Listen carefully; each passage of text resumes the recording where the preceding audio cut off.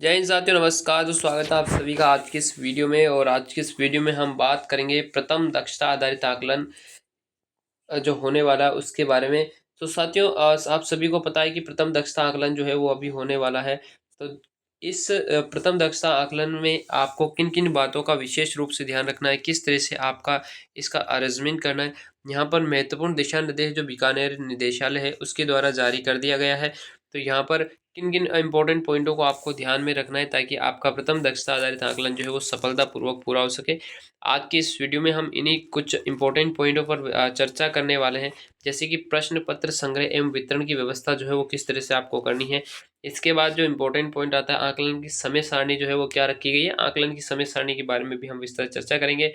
साथ ही आपको इस बार मिलने वाले रिजर्व प्रश्न पत्र, जो रिजर्व प्रश्न पत्र है उनका आपको किस तरह से उपयोग करना है, इसके बारे में भी हम चर्चा करेंगे। साथ ही आप बात करेंगे आकलन की जो बैठक व्यवस्था है वो किस तरह से आपको अपने स्कूल में करनी है। उसके बाद वीक्षक की व्यवस्था जो है वो वीक्षक की जो ड्यूटी है वो किस तरह से आपको लगानी है। इन सारे इंपॉर्टेंट पॉइंटों के बारे में आज की इस वीडियो में हम चर्चा करेंगे। हम सीधा इसकी जो बीकानेर निदेशालय के द्वारा जो दिशा निर्देश जारी किए गए हैं, जो प्रथम दक्षता आधारित आकलन है, उसके संबंध में हम सीधा वहीं पर चलते हैं। तो वहाँ से हम पूरे जो महत्वपूर्ण बिंदु है उन पर हम चर्चा करेंगे।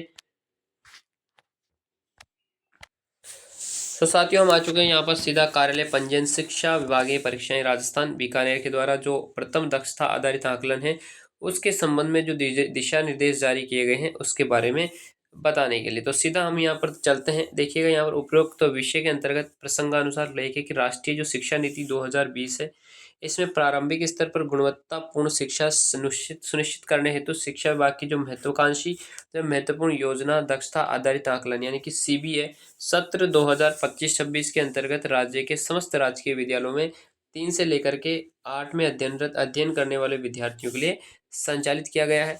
इसमें हिंदी, अंग्रेजी व गणित का 2 बार कंपिटिशन कॉम्पिटेंसी बेस्ड आकलन किया जाना है। इस क्रम में आकलन प्रथम का जो आयोजन है वो पता होगा 27 नवंबर से लेकर के 29 नवंबर 2025 तक होगा।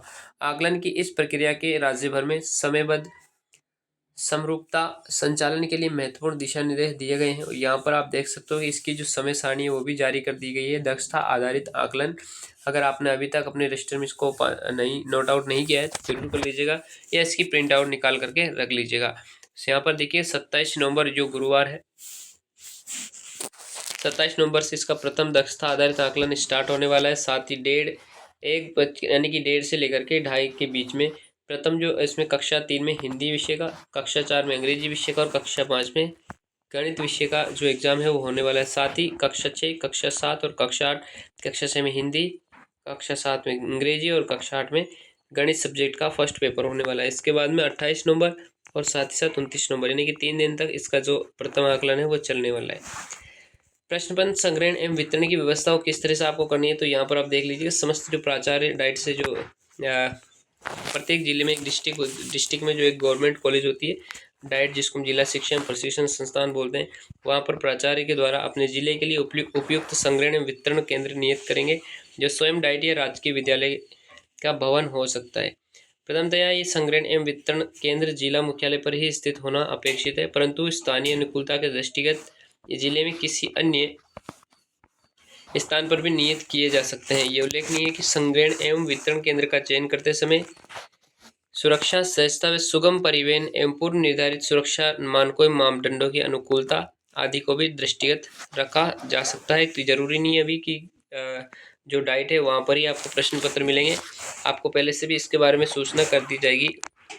नेक्स्ट हम यहाँ पर नवगठित जो 8 जिले हैं, इनके पूर्ववर्ती मूल जिलों से संबंधित महत्वपूर्ण जो प्राचार्य हैं, इन्होंने डाइट या विशेष स्थान से ध्यान रखे कि वर्तमान सत्र में प्रथम बार 41 जिला व्यवस्था के अनुसार प्रश्न पत्रों का वितरण किया जाना है। यानी कि जो नवगठित जिले हैं, अब कुल मिलाकर के 41 जिलों के अकॉर्डिंग ही जो है प्रथम आकलन जो है वो लिया जाएगा।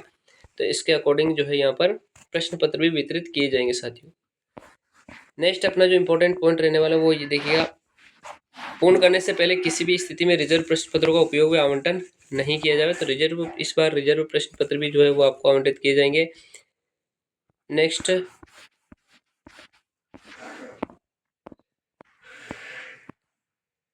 यहाँ पर एक इम्पोर्टेंट पॉइंट है जो इस CBA के जो प्रभारी है उनके लिए कक्षा 3 से 8 के लिए हिंदी, अंग्रेजी और गणित विषयों का जो आकलन है वो किया जाना है। तो 3 ही क्लासों इसमें शामिल की गई, 4, 5 और 3, 4 और 5, साथ ही 6, 7 और 8।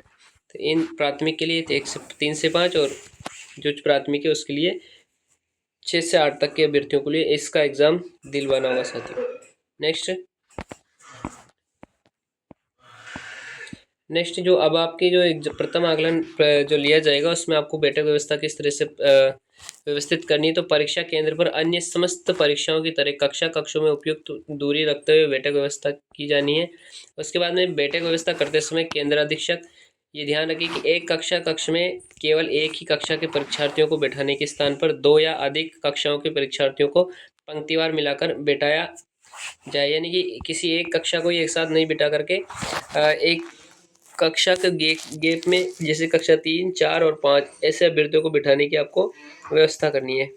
संस्था प्रदान परीक्षा अवधि के दौरान शिक्षकों की भूमिका और बैठक व्यवस्था, प्रश्न पत्रों के प्रति विद्यार्थियों की प्रतिक्रिया पर ध्यान देकर परीक्षा की शुचिता व विश्वसनीयता बनाए रखने का काम करेंगे। नेक्स्ट यहाँ पर शिक्षकों की ड्यूटी आपको किस तरह से इसमें लगानी है। पहला पॉइंट यहाँ पर परीक्षा केंद्र पर कक्ष में बैठक व्यवस्था के अनुरूप परीक्षार्थियों को बिठाना है। जैसे आपने बैठक व्यवस्था करी है वैसे उसी के अकॉर्डिंग आपको बिठाना है। साथ ही साथ इसका जो ऑफलाइन रिकॉर्ड है वो आपको रजिस्टर में रखना है। परीक्षार्थियों के प्रश्न पत्र को समझाने में आ रही कठिनाइयों का सुचिता के साथ निस्तारण करना। सही अर्थों में कहे तो शिक्षक परीक्षार्थियों को प्रश्न पत्र समझने में सहायता करे या ना कि परीक्षार्थियों को प्रश्न पत्रों के उत्तर बताए। ऐसे अभ्यर्थी जिनको प्रश्न पत्र पढ़ने में प्रॉब्लम आती है या समझने में प्रॉब्लम आती है तो शिक्षक उसको समझा सकता है। समझाने के बाद पेपर जो है वापस उसी अभ्यर्थी को देना जरूरी होगा साथियों। नेक्स्ट पॉइंट में बात करेंगे, शिक्षक ध्यान रखेंगे कि परीक्षार्थियों द्वारा प्रश्न पत्र और OCR सीट को मोड़ा या फोल्ड नहीं किया जाए, क्योंकि फिर बाद में जो है वो इसका स्कैन नहीं होगा। अगर इसमें किसी भी प्रकार की कोई सिलवटें पड़ जाती है या इसको मोड़ दिया जाएगा तो वहाँ पर फिर आपका OCR जो है वो अपलोड नहीं होगा साथियों, फिर रिजल्ट बनने में आपको प्रॉब्लम हो सकती है। तो इस बात का आप ध्यान रखिएगा। प्रश्न पत्र जो आकलन है इसका स्कैन किस तरह से आपको करना है। तो प्रत्येक आकलन पत्र की परीक्षा समाप्त होने के तत्काल पश्चात संबंधित शिक्षक जो कि स्टाफ लॉगिन से आपको करना है, शाला दर्पण शिक्षक ऐप पर परीक्षार्थियों द्वारा चिन्हित आकलन पत्र और OCR सीट को स्कैन कर अपलोड किया जाएगा।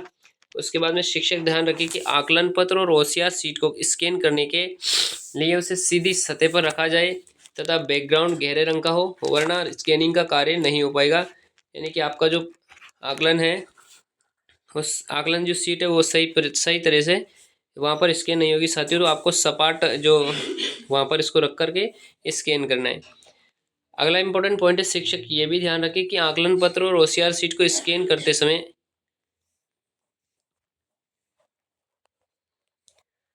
चारों कोने स्क्रीन पर भली भांति नजर आए ताकि पूरी एरिया स्कैन हो पाए। आपको पता है कि प्रत्येक प्रश्न पत्र में स्कैन कोड जो QR कोड है वो दिए गए हैं, तो पूरे चारों ही QR कोड जो है उसके फोटो के अंतर्गत आने चाहिए ताकि सही से वो अपलोड हो पाए। आकलन पत्र और OCR सीट को स्कैन करने की जो अंतिम दिनांक है वो ध्यान रखना 3 दिसंबर 2025 है। आते इस दिनांक से पूरी शाला दर्पण शिक्षक ऐप की सहायता से स्कैनिंग का कार्य संपन्न किया जाना है, ध्यान रखना थोड़ा। नेक्स्ट पॉइंट पर बात करेंगे, जिला संग्रहण केंद्रों तक गोपनीय सामग्री की आपूर्ति। तो ये जो है उच्च अधिकारियों के लिए निर्देश है, तो इनको आपको पढ़ने की ज़रूरत नहीं है। नेक्स्ट पॉइंट पर बात करते हैं। सो दोस्तों ये था एक बहुत ही इम्पोर्टेंट वीडियो। इस वीडियो में हम प्रथम दक्षता आधारित आकलन के बारे में जो प्रथम जो इसके प्रभारी उनके लिए इनमें किन किन बातों को आपको ध्यान रखना है, किस तरह से आपको व्यवस्था करनी है, इसके बारे में हमने चर्चा की है। आई होप कि आपको हर एक इंपॉर्टेंट पॉइंट अच्छे से समझ में आ गया होगा। ये वीडियो आपको कैसी लगी कमेंट बॉक्स में ज़रूर बता के जाना। चैनल को सब्सक्राइब नहीं किया तो सब्सक्राइब कर लेना, क्योंकि मैं इसी तरह की लेटेस्ट अपडेट जो आपके लिए इंपॉर्टेंट होती है मैं इस यूट्यूब चैनल के माध्यम से आप तक शेयर करता रहता हूँ। इस वीडियो को अपने मित्रों के साथ अवश्य शेयर कीजिएगा ताकि आपके साथ साथ वो भी इस जानकारी से रूबरू हो सके। साथियों मिलते हैं नेक्स्ट नॉलेजफुल वीडियो के साथ। आज के लिए इतना ही। धन्यवाद। जय Hind. Ram Ram. Have a nice day.